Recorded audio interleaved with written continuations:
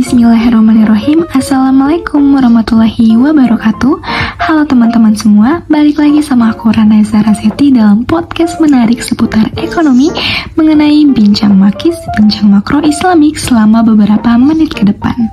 Kali ini tentunya kita bakal ngebahas tentang apa sih yang menjadi alat ukur pengembangan ekonomi dan keuangan syariah. Untuk itu ikutin terus ya. Tahu nggak sih teman-teman, ternyata negara kita yaitu negara Indonesia adalah sebagai negara dengan populasi muslim terbesar di dunia dan ekonomi terbesar di antara negara-negara OKI yang memiliki potensi besar dalam pengembangan ekonomi dan keuangan syariah. Namun nyatanya, berbagai indikator pengukuran kinerja ekonomi dan keuangan syariah yang tersedia saat ini belum disusun berdasarkan standar internasional yang berlaku, khususnya pada indikator produk domestik bruto atau PDB. Hal ini menyebabkan perkembangan dan kontribusi ekonomi dan keuangan syariah bagi perekonomian nasional belum dapat diukur secara optimal. Untuk itu, di dalam podcast ini tentunya kita akan ngebahas tuntas tentang indikator PDB syariah sebagai alat ukur pengembangan ekonomi dan keuangan syariah. Dalam beberapa tahun terakhir, telah muncul sejumlah indikator yang ditujukan untuk mengukur kondisi ekosistem ekonomi dan keuangan syariah. Antara lain yaitu Global Islamic Economy Indicator atau GIEI, Global Muslim Travel Index atau GMTI, dan Islamic Financial Development Indicator atau IFDI.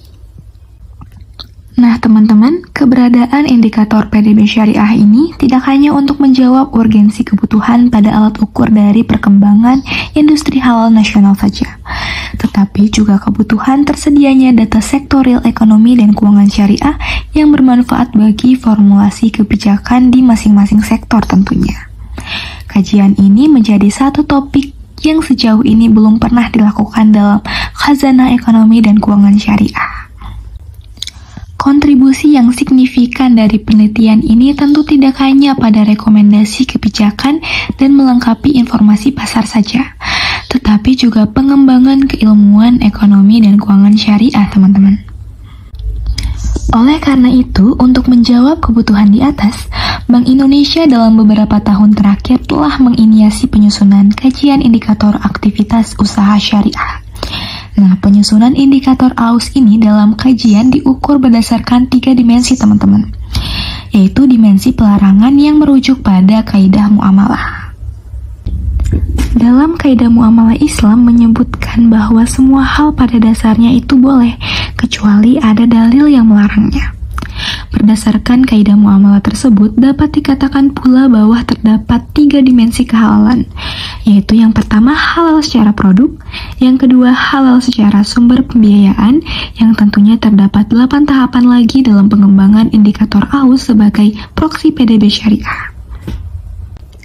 Tahap pertama yaitu pengembangan PDB syariah berkaitan dengan pemetaan ruang lingkup yang bertujuan untuk memperoleh cakupan dan batasan dalam mengukur kontribusi ekonomi syariah.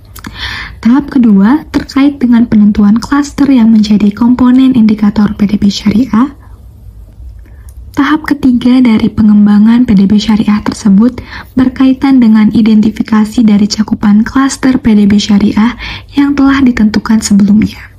Tentunya terdapat 2 klasifikasi baku yang relevan untuk penyusunan PDB syariah, yaitu klasifikasi baku lapangan usaha Indonesia pada tahun 2020 dan klasifikasi baku komoditi Indonesia pada tahun 2015. Tahapan yang keempat yaitu melibatkan koordinasi bersama terkait untuk memastikan ketersediaan data pendukung. Tahapan kelima berkaitan dengan penyusunan PDB syariah yang didasarkan pada standar internasional yang berpedoman pada Sistem Neraca Nasional atau SNA pada tahun 2008. Lanjut teman-teman ke tahapan ke-6. Pada tahapan ke-6 dilakukan analisis statistik terhadap indikator PDB syariah. Tahapan ke-7 mencakup proses diseminasi dan publikasi indikator PDB syariah yang bertujuan untuk meningkatkan kesadaran dan pemahaman yang lebih luas mengenai ekonomi syariah di Indonesia kepada pemangku kepentingannya tentunya. Dan yang terakhir yaitu yang ke-8, mencakup evaluasi atas indikator PDB syariah yang telah dikembangkan tentunya teman-teman. Nah teman-teman, itu dia tadi penjelasan mengenai PDB sebagai alat ukur pengembangan ekonomi dan keuangan syariah di Indonesia. Semoga bermanfaat ya bagi kalian. Terima kasih. Wassalamualaikum warahmatullahi wabarakatuh. Sampai jumpa kembali.